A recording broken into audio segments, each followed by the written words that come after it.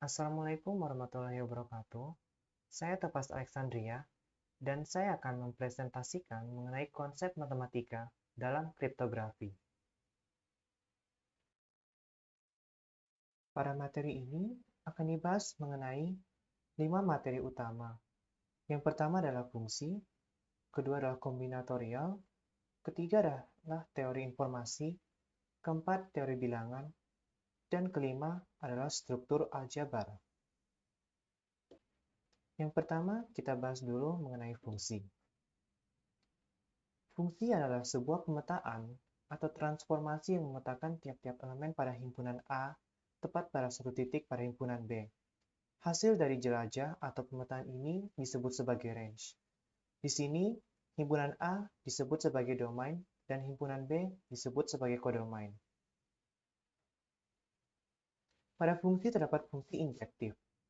Fungsi f dikatakan satu ke satu atau one-to-one atau injektif jika tidak ada dua elemen himpunan A yang memiliki bayangan yang sama. Kemudian fungsi surjektif, fungsi f dikatakan onto atau surjektif jika setiap himpunan B merupakan bayangan dari satu atau lebih elemen himpunan A.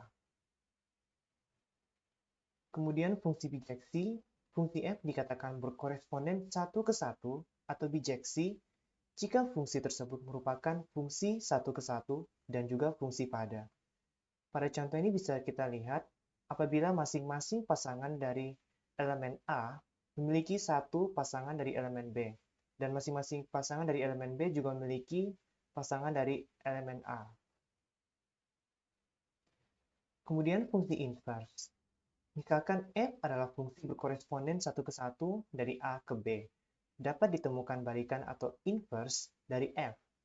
Fungsi inverse dari F dilambangkan dengan F pangkat min 1, atau ini dibaca dengan F inverse. Misalkan A adalah anggota himpunan A dan B adalah anggota himpunan B. Maka F inverse B sama dengan A jika FA sama dengan B. Kemudian akan kita lanjut lagi ke materi kombinatorial. Kombinatorial atau kombinatorik adalah cabang matematika yang mempelajari pengaturan objek-objek. Solusi yang ingin diperoleh dengan kombinatorial ini adalah jumlah dari cara pengaturan objek-objek tertentu di dalam himpunannya. Pada kombinatorial, terdapat kaidah dasar menghitung. Dalam menghitung semua kemungkinan pengaturan objek, terdapat dua kaidah dasar yang digunakan sebagai teknik menghitung di dalam kombinatorial. Ada yang namanya kaidah perkalian atau rule of product dan kaidah penjumlahan atau rule of sum. Kemudian ada juga permutasi. Permutasi adalah jumlah urutan berbeda dari pengaturan objek-objek. Permutasi R dari n objek adalah jumlah kemungkinan urutan R buah objek yang dipilih dari n buah objek, dengan R lebih kecil daripada n, yang dalam hal ini, pada setiap kemungkinan urutan, tidak ada objek yang sama. Permutasi memiliki rumus P nr sama dengan n faktorial per dalam kurung n kurang r faktorial. Kemudian lanjut ke kombinasi. Kombinasi adalah bentuk khusus dari permutasi. Jika pada permutasi urutan dari kemunculan ini diperhitungkan, pada kombinasi urutan kemunculan ini diabaikan. Kombinasi R elemen dari N elemen adalah jumlah pemilihan yang tidak terurut R elemen yang diambil dari N buah elemen. Kombinasi ini juga memiliki rumus yang dibilang kombinasi NR sama dengan N faktorial per R faktorial dikali N kurang R faktorial. Kemudian selanjutnya akan dilanjut ke teori informasi. Teori informasi merupakan cabang dari ilmu matematika yang berfokus pada pendefinisian jumlah minimum bit untuk mengkodekan sebuah pesan. Pada teori informasi terdapat entropi. Entropi merupakan ukuran yang menyatakan jumlah informasi dalam pesan dengan menggunakan satuan bit, yang biasa dirumuskan dengan Hx sama dengan minus sigma I sama dengan 1 sampai dengan N PI log 2 PI. X di sini adalah pesan, N adalah jumlah simbol yang berbeda dalam pesan, dan PI menyatakan peluang kemunculan simbol ke I pada suatu pesan. Entropi ini pun juga memiliki sifat-sifat khusus, seperti yang dituliskan di bawah ini.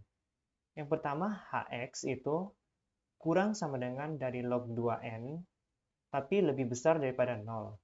Kemudian, Hx sama dengan 0 jika dan hanya jika PI sama dengan 1, di mana semua J tidak sama dengan I. Kemudian Hx bernilai log 2n jika dan hanya jika PI sama dengan 1/n, di mana I lebih kurang sama dengan n dan lebih besar daripada 1. Kemudian kita lanjut lagi ke materi teori bilangan. Yang pertama adalah sifat pembagian pada bilangan bulat.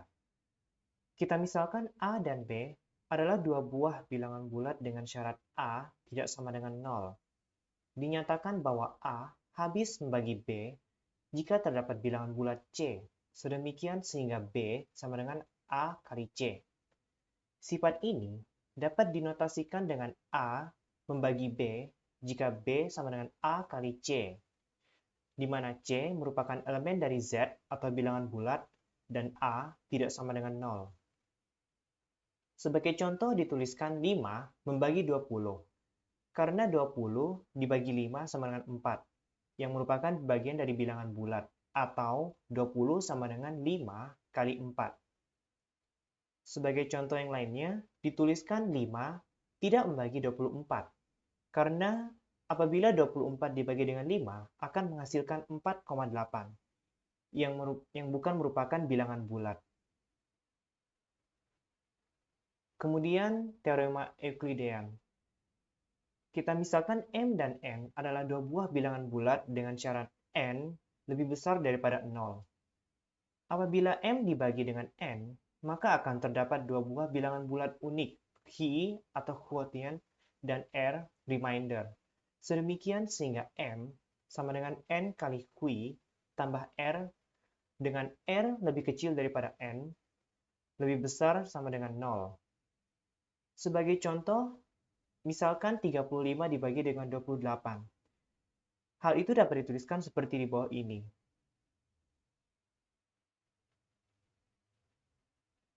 Selanjutnya, pembagi bersama terbesar atau PBB. Misalkan A dan B adalah dua buah bilangan bulat tidak 0.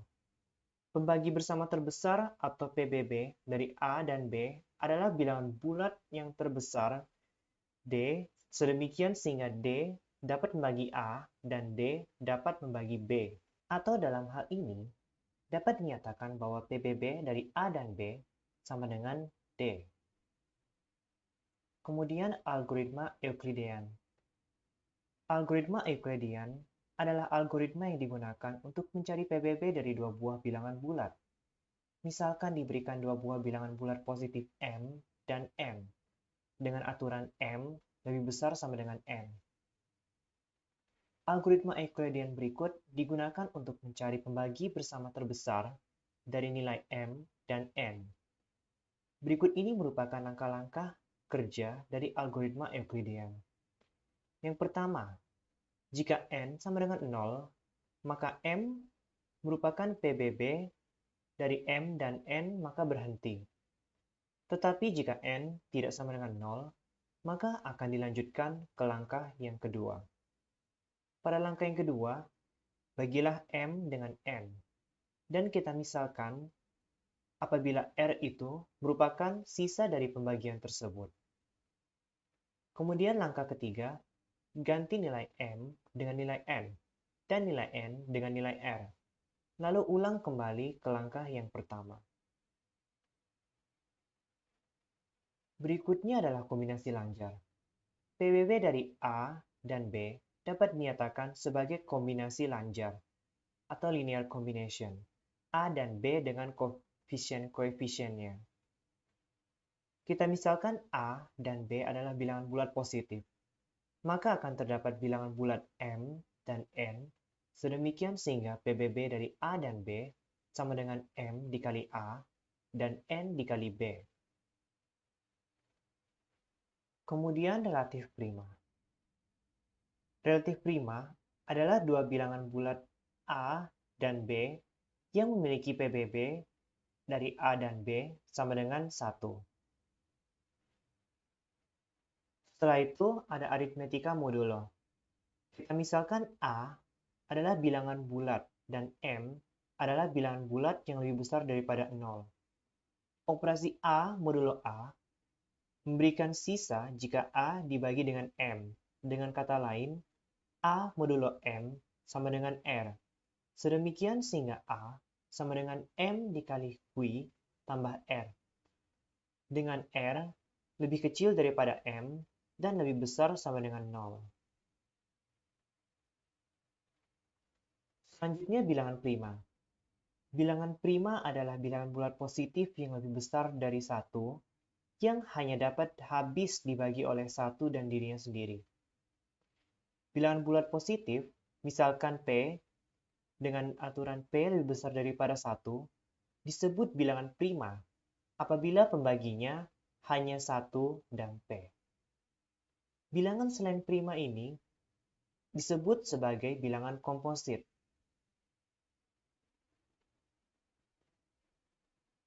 Selanjutnya fungsi Taussian-Euler. Misalkan N adalah bilangan bulat positif. Fungsi V Euler atau Vn didefinisikan sebagai jumlah bilangan bulat positif yang tidak lebih besar dari N yang relatif prima terhadap N. Kemudian teorema Euler. Misalkan N merupakan bilangan bulat positif dan A merupakan bilangan bulat dengan PBB A dan M sama dengan 1. Maka A, Vn, akan kongruen dengan 1 modulo N. Berikutnya, akan kita bahas mengenai struktur aljabar. Yang pertama, grup. Misalkan G, himpunan tak kosong dan operasi bintang didefinisikan pada G. Himpunan G dengan operasi bintang ditulis dengan G bintang disebut sebagai grup apabila memenuhi keempat sifat berikut. Yang pertama, himpunan G bersifat tertutup terhadap operasi bintang. Untuk setiap A dan B elemen G, berlaku A operasi B elemen G. Yang kedua, operasi bintang bersifat asosiatif. Untuk setiap A, B, dan C elemen G, berlaku A bintang dikali B bintang C sama dengan A bintang B, yang kemudian dikalikan lagi dengan C. Himpunan G mempunyai unsur identitas. Terdapat E elemen G, sehingga untuk setiap A elemen G, berlaku A bintang E sama dengan E bintang A sama dengan A. Dan sifat yang paling terakhir, setiap unsur di himpunan G mempunyai inverse. Untuk setiap A elemen G, terdapat A inverse elemen G, sehingga A operasi A inverse sama dengan A inverse operasi A sama dengan E. Selanjutnya grup siklik. Suatu grup G disebut sebuah grup siklik jika terdapat G elemen G di mana semua A merupakan elemen dari G, A sama dengan G pangkat R. Maka terdapat G pangkat R sama dengan G operasi sampai dengan G, operasi sebanyak R. Untuk suatu R, elemen Z+. Unsur G ini biasanya disebut sebagai unsur pembangun atau generator.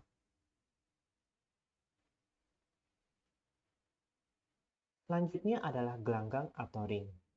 Gelanggang atau ring biasa memiliki dua operator yang dituliskan dengan R tambah kali dan memiliki sifat-sifat khusus seperti berikut. R+ adalah grup Abel dengan elemen identitas 0. Dan kedua, operasi perkalian bersifat asosiatif, yaitu A kali dalam kurung B kali C sama dengan A kali B tutup kurung kali C, di mana semua A, B, dan C merupakan elemen dari R. Kemudian operasi X bersifat distributif terhadap operasi tambah. Untuk X, Y, dan R elemen R, berlaku R kali dalam kurung X tambah Y sama dengan R kali X tambah R kali Y. Dan X tambah Y tutup kurung kali R sama dengan X kali R tambah Y kali R. Gelanggang Zn plus kali merupakan gelanggang yang sering digunakan dalam kriptografi klasik maupun modern. Gelanggang Zn ini pun memiliki sifat-sifat sebagai berikut. Zn sama dengan 0, 1, 2, sampai dengan n kurang 1.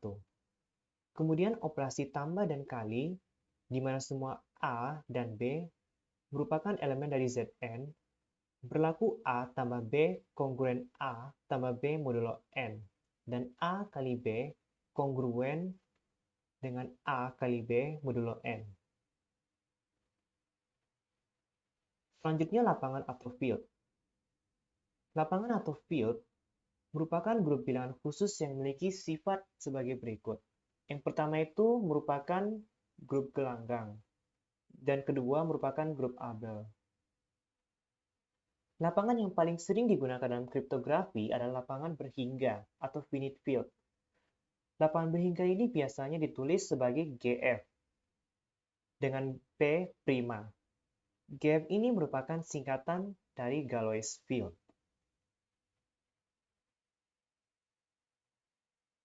Sekian materi presentasi dari saya. Saya ucapkan terima kasih.